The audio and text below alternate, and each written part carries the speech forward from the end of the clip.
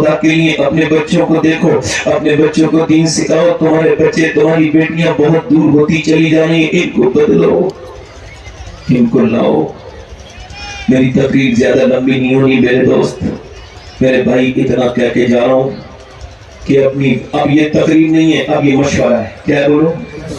تقریر نہیں ہے، مشورہ ہے. اپنی نسلوں کو قرآن سناؤ، قرآن سکھاؤ.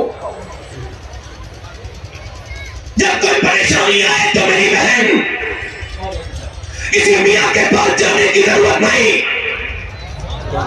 مسلح بچھا سجدہ کر. علماء کے درمیان میں ایک بات کہہ رہا ہوں، میرے حضور نے جتنی تکلیف اٹھائی اتنی کسی نبی نے نہیں اٹھائی. حضور فرماتے ساری نبیوں کی تکلیف ایک پڑھنے میں لگ دی جائیں تو میری تکلیف کا پڑھنا ان پر بھاری ہو جائے گا. میں نے اتنی تکلیف اٹھائی ہے، مگر حضور نے کبھی کسی کا کندھا تلاش نہیں کیا رونے کے لیے. میرے نبی کہاں روئے؟ جب بھی روئے سجدے میں روئے.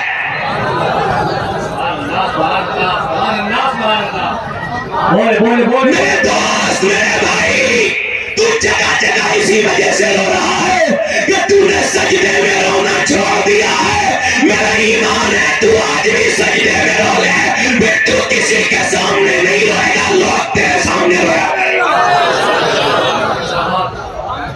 وہ ایک سجدہ جس کو تو گرا سمجھتا ہے، 1000 سجدوں سے دیتا ہے آدمی کو نجات. میری بہنوں، تمہارے مسلح تیار رہنے چاہیے. آج کل میرے نبی پاک سے پوچھا گیا یا رسول اللہ قیامت کب آئے گی؟ میں آپ کو تقریر کر رہا ہوں، یہ آخری تقریر ہے میری، اور میں آج آ نہیں رہا تھا، منع کر رہا تھا. صبح میری فلائٹ ہے، میں مدینہ جا رہا ہوں. سبحان اللہ، سبحان اللہ، مدینہ شریف. میں نے بہت منع کیا مگر یہ لوگ مانے نہیں. میں نے سوچا چلو حضور کے غلاموں سے تھوڑی ملاقات کر کے ہیں اور سلام ان کے لے کے حضور تک پہنچائیں گے. حضور سے بولے سبحان اللہ، بات اٹھا کے بولو لبیک یا رسول اللہ. ماشاءاللہ، یہ تو وہ جگہ ہے جہاں پر حضور شیر بیش اہل سنت کا آنا جانا رہا. حضور سے تو بولو ہم بزرگوں کے ماننے والے سب کے تو نہیں ہے نا. جو بزرگوں کو مانے ہیں اس کو مانتے، جو اپنے بزرگوں سے الگ ہیں ہم اس سے الگ ہیں.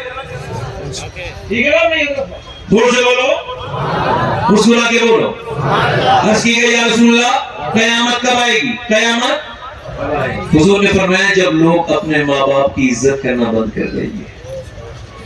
دھیان سے سننا، عزیز کی آخری ہچکی ہے، غور سے سن. زندگی بھر کا خلاصہ اسی آواز میں ہے. میری بہنیں سن لیں. میرے دوست شاہ احمد نورانی بہت بڑے عالم دین گزرے رحمت اللہ علیہ، اللہ ان کی قبر پہ رحمتیں کرے. لندن میں تقریر کر رہے تھے، بڑا کام کیا لندن میں. تقریر کر کے باہر نکلے، انگریز نے سوال کیا آپ نے ماں کی عظمت پہ تقریر کی ہے، ہم نے سنا ہے آج بھی آپ کی ماں آپ کے ساتھ رہتی ہیں. تو ان کی داڑھی کچھ سفید ہو چکی تھی، کچھ کالی تھی، کافی عمر تھی. تو رونے لگے، کہنے لگے تم نے الٹا ہی سوال کر دیا. ابھی شاہ احمد اتنا بڑا نہیں ہوا کہ اپنی ماں کو اپنے پاس رکھے. میں آج بھی اپنی ماں کے قدموں میں رہتا ہوں، میری ماں مجھے آج بھی اپنے قدموں میں رکھتی ہے. لوگ کہتے ہیں میں نے اپنے ابا کو حج کرا دیا، اپنی اماں کو. کوئی اماں کو بھی حج کرا سکتا ہے؟ اماں دعا کرتی ہے تو حج قبول ہوتے ہیں، ابا دعا کرتے ہیں تو حج. مالک دینار کہتے ہیں اللہ کے بڑے برگزیدہ بندے، کہتے ہیں کعبے میں گیا اور وہ میں حج کرنے گیا، میں نام دعا کر رہا تھا حج کرنے کے بعد، بال منڈانے کے بعد، یا اللہ میرا حج قبول قبول. کہتے ہیں جب میں یہ حج دعا کر رہا تھا تو مجھے نیند آ گئی، سویا تو خواب میں ہاتھ پہ غیر سے آواز آئی اللہ نے ساروں کے حج قبول کر لیے مگر محمد بن ہارون بلخی کا اللہ نے حج قبول نہیں کیا. کہتے ہیں اب بلخی کی آنکھ کھلی تو بلخیوں کو ڈھونڈنے چلا. اب یہ کوئی مشکل کام نہیں تھا بلخیوں کو ڈھونڈنا. کہتے ہیں میں گیا بلخیوں کے خیمے کے پاس.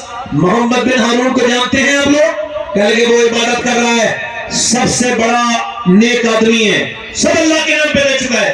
پھر مجھے حیرت ہوئی، نیک ہے اور یہ بشارت. میں پہنچا اس کے پیچھے، وہ نماز پڑھ رہا تھا. میں اس کے پیچھے بیٹھ گیا. اس نے سلام پھیرا، میری طرف دیکھ کے کہا السلام علیکم مالک بن دینار. میں نے کہا آپ مجھے جانتے ہیں؟ کہا میں تو یہ بھی جانتا ہوں کہ آپ کیوں آئے ہو. کہا کیوں آیا ہوں؟ کہا اس وجہ سے آئے ہو یہ بتانے کہ میرا حج قبول نہیں ہوا. کہ پچھلے 24 سال سے میں حج کرنے آتا ہوں، احرام باندھتا ہوں، کعبے میں پہنچتا ہوں تو کعب جاتا ہوں. کہتا مالک کعبے میں آنے کے لائق نہیں تھا. پہلے لوگ کعبے میں روتے تھے، حضور کی امت کے لیے دعا کرتے تھے. اپنے گناہ اب تو چند پیسے مل گئے، جاہلوں کو تصویریں کھینچ رہے ہیں، بیویوں کے ساتھ سیلفیاں لے رہے ہیں. کعبے میں میرا بس چلے تو ایک کو بھی اندر نہ گھسنے دوں. یہ کون سی جگہ ہے جہاں میرے نبی طواف کرتے تھے؟ یہ کون سی جگہ ہے؟ اللہ کا مقدس گھر ہے. یہاں تو گناہ یاد آنے چاہیے. سیلفی تصویریں، اللہ اکبر. میرے غوث العظم مکے کی کنکری کو چوم رہے ہیں. کسی نے پوچھا شیخ عبد القادر جیلانی مکے کی کنکری کیوں چومتے ہیں؟ فرمان لگے میرے نانا 53 سال مکے میں چلے ہیں، کیا پتا کون سے کنکر کو میرے نانا کے پاؤں سے نسبت حاصل ہو گئی ہو. حرم کی زمین اور قدم رکھ کے، اللہ کبھی قدم رکھ کے چلنا. ارے سر کا موقع ہے او جانے والے، کبھی کعبے جاؤ میرے دوستو، کانپتے ہوئے رہنا.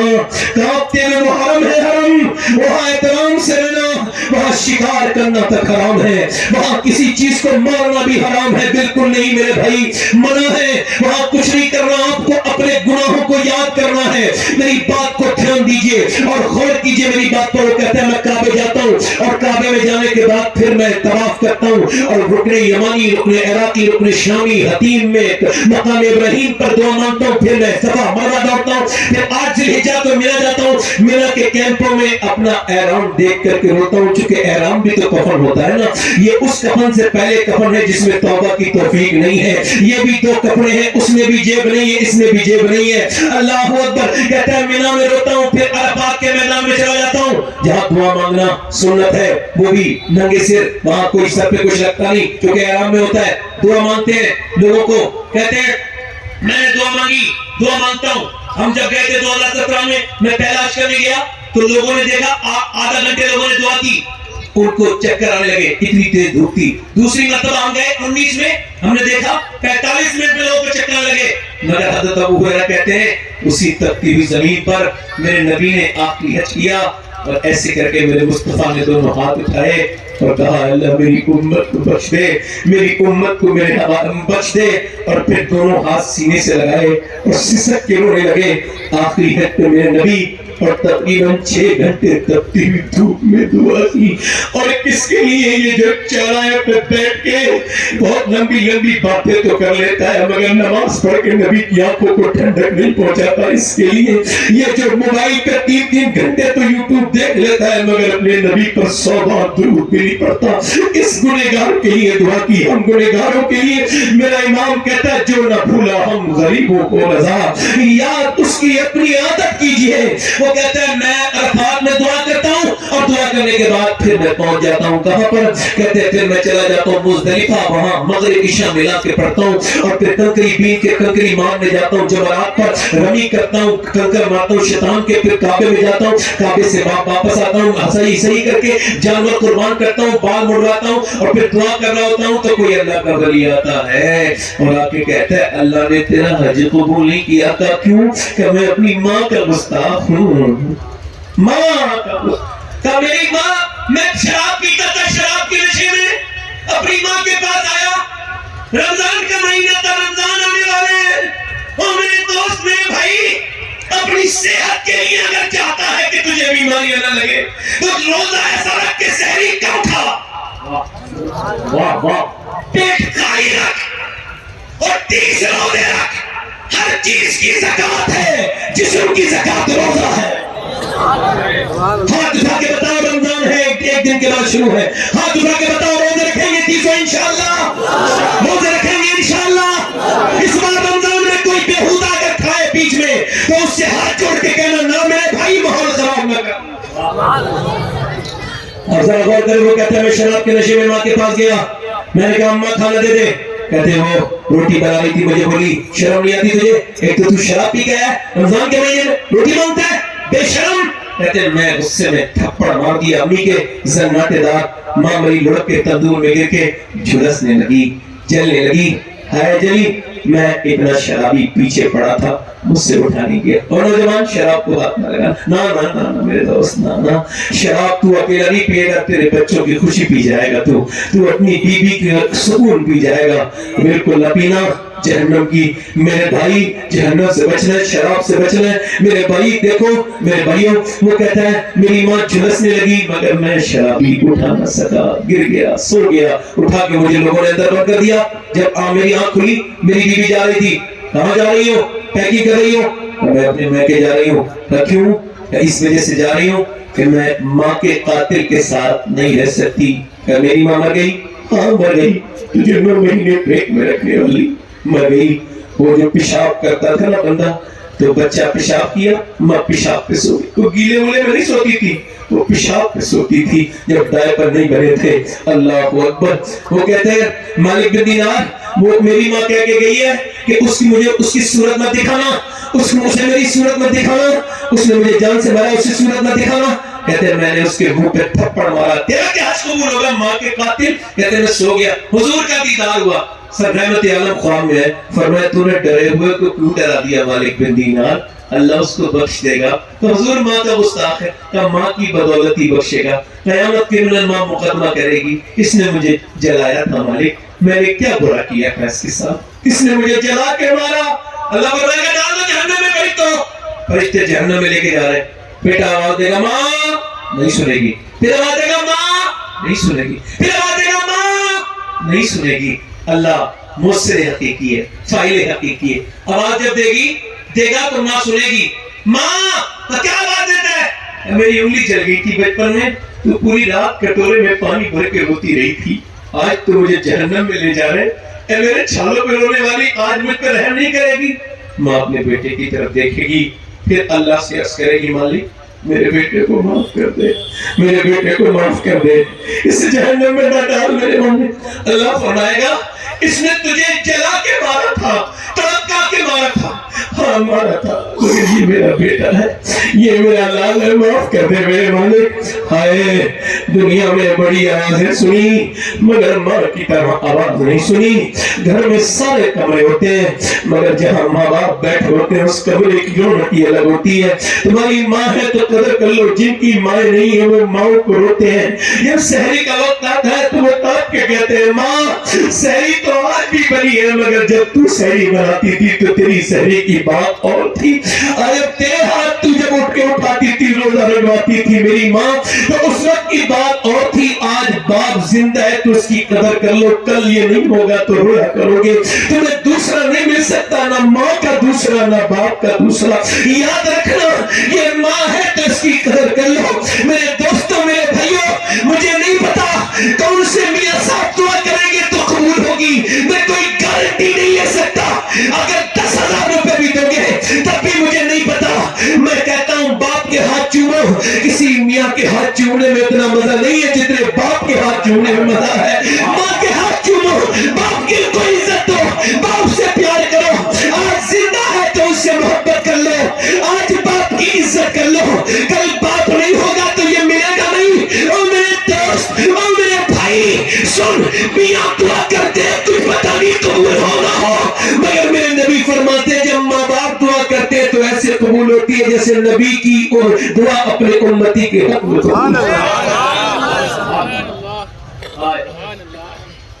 मैं मेरी बात को यहीं पे खत्म कर रहा हूँ और मेरा वक्त अभी वक्त है, एक बस हाथ उठा के बताओ इंशाअल्लाह माँ बाप का एहतराम करेंगे। दोनों हाथ में बताओ इंशाअल्लाह माँ बाप का एहतराम करेंगे इंशाअल्लाह। एक बात और अर्ज करता हूँ, तौबा कर लो, मौत आने वाली है। क्या आने वाली बोलो? मौत आने वाली है। हुजूर को मुंह दिखाना है, अल्लाह को मुंह दिखाना है। अपनी जिंदगी को बदलोगे इंशाअल्लाह, रोजा रखोगे इंशाअल्लाह, रोजा रखोगे, इस रमजान से कुरान की तिलावत करोगे। देखो सबको मरना है, मैं भी मर जाऊंगा, आप भी मर जाएंगे, कोई नहीं बचेगा मेरे दोस्त, कोई नहीं बचेगा। ये तकरीर करने वाला मर जाएगा, सुनने वाले सुनने वालियां सब मर जाएंगे, कोई गुल बाकी रहेगा न चमन रह जाएगा, पर रसूलुल्लाह का दीने हसन रह जाएगा। आओ 60-70 साल के बाद कहा कहेंगे लोग एक शबात हुसैन था, तकरीर तो ठीक करता था, पता नहीं कब्र कहाँ है, किधर मरा है, किधर मौत हुई है। ना ना मेरे भाई नौजवान, तेरी आंखें इसलिए नहीं कि तू गंदी कर ले और कब्र में जाके तुझे शर्मिंदगी हो। आंखों को साफ कर, तन्हाइयों को साफ कर। तू मोबाइलों पे फिल्म देखने के लिए पैदा नहीं हुआ, تو اپنے نبی کو راضی کرنے کے لیے پیدا ہوا ہے، تو خدا کو راضی کرنے کے لیے پیدا ہوا۔ توبہ کر، اس سے کہے مالک بڑے گناہ ہو گئے، مجھ کو معاف کر دے، وہ ضرور تجھ کو معاف کر دے گا۔ ایک آخری بات کہہ رہا ہوں، ایک لڑکا تھا، اس کا نام کفل تھا، ہر رات نئی لڑکی بلاتا تھا۔ حضور فرماتے ایک رات ایک لڑکی آئی تو رونے لگی۔ اس نے کہا روتی کیوں ہے؟ ایسی نہیں میرے بہن بھائی بھوکے نہ ہوتے تو کبھی یہ سب بے چین آتی، ایسا سب کچھ نہیں ہوتا ہے۔ کہا رو کیوں نہیں ہے؟ کہا بس یوں رو رہی ہوں کہ جب سجدہ کرتی ہوں تب بھی اللہ دیکھتا ہے، اور جب میں تیرے ساتھ زنا کر رہی ہوں تب بھی اللہ دیکھ رہا ہے۔ اس سے یہی کہہ رہی ہوں میں مجبور بہن ہوں، بھائی بہنوں کی بھوک سے مجبوری میں آئی، مالک ایسی پھوٹ کے روئی، ایسے ڈر سے روئی، اللہ کی رحمتیں جوش آئی، اس کا دل بدل گیا جو ہمیشہ کا گنہگار تھا۔ بولا جو میں تجھے بہن بناتا ہوں، جا چلی جا۔ وہ تو چلی گئی، پھر بولا مالک ایک دن آئی تھی، ہاتھ تک نہیں لگایا، اور میں نے تو کتنی عزتوں پہ ڈاکے ڈالے، کتنی لوٹ مچائی ہے، کتنی راتیں میں نے تیری نافرمانی کی۔ اگر میرے جیسا گنہگار کوئی نہیں تو تیرے جیسا کریم بھی کوئی نہیں، اگر میرے گناہوں کی کوئی حد نہیں ہے تو تیرے کرم کی بھی کوئی حد نہیں، مجھے معاف کر دے۔ ایسا رویا، مر گیا، دل کا دورہ پڑ گیا، کوئی اوپر اٹھانے نہیں آیا۔ اس کا جنازہ اٹھائیں گے، اس بدتمیز کا، اس جاہل کا، اس کا جنازہ، جب کسی نے اس کا جنازہ نہیں اٹھایا، کوئی نہیں آیا، تو اللہ نے فرشتوں کو بھیجا۔ اس کے دروازے پہ بڑے بڑے لفظوں میں فرشتے لکھے گئے، ان اللہ قد غفر للکفل، یہ جو کفل ہے اس کو اللہ نے بخش دیا ہے، بخش دیا ہے۔ کیوں بخش دیا؟ رحمتوں نے آواز دی، اس نے اپنے رب کو سے سنا کر لی تھی، رو لیا تھا۔ ایک آنسو اللہ فرماتا ہے اتنا گرے کہ گال تک آ جائے، میں سارے گناہ معاف کر دوں گا۔ رمضانوں کی راتوں میں خوب توبہ کر کر کے کرنا۔ اب موبائلوں پہ دیکھنے کا وقت نہیں رہا میرے دوست، میری بہنوں، تم سے ہاتھ جوڑتا ہوں، قرآن پڑھنا شروع کر دو، گھروں میں درود پڑھنا شروع کر دو۔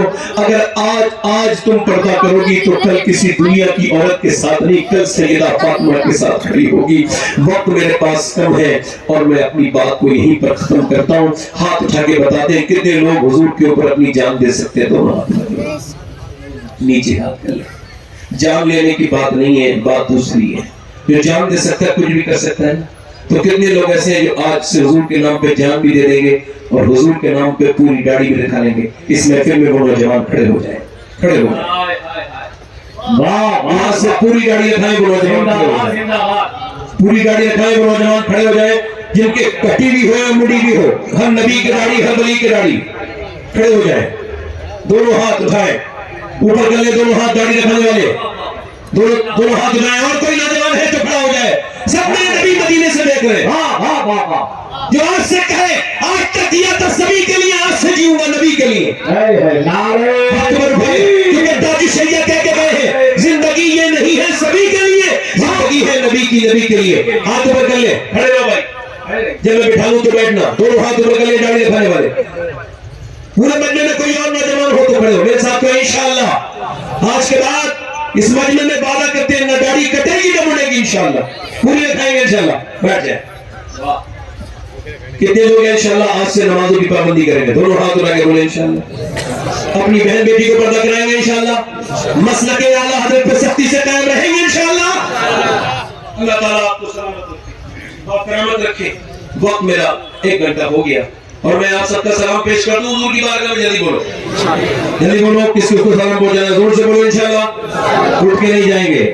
ابھی میں تو نکل جاؤں گا مگر غلام غوث غزالی صاحب ابھی آپ کو بھرپور آپ کی خدمت کریں گے، یہ بہت بہترین پڑھتے ہیں، آپ اٹھ کے نہیں جائیں گے۔ اس کے بعد جناب اسد اقبال صاحب کلکتوی جو کہ ہندوستان کے بڑے مشہور، بڑے مقبول اور بہت بڑے شاعر ہیں، اور ان کے بعد آپ کو حضرت مولانا مفتی شہزاد صاحب کی تقریر سنی ہے۔ آپ بیٹھیں گے، چونکہ میرے ساتھ مزدوری تھی تو میں جا رہا ہوں، معذرت کے ساتھ کوئی بات بری لگی ہو تو معاف کرنا، خدمت کرنے میں کوئی کمی رہ گئی ہو بھائی تو مجھے معاف کرنا۔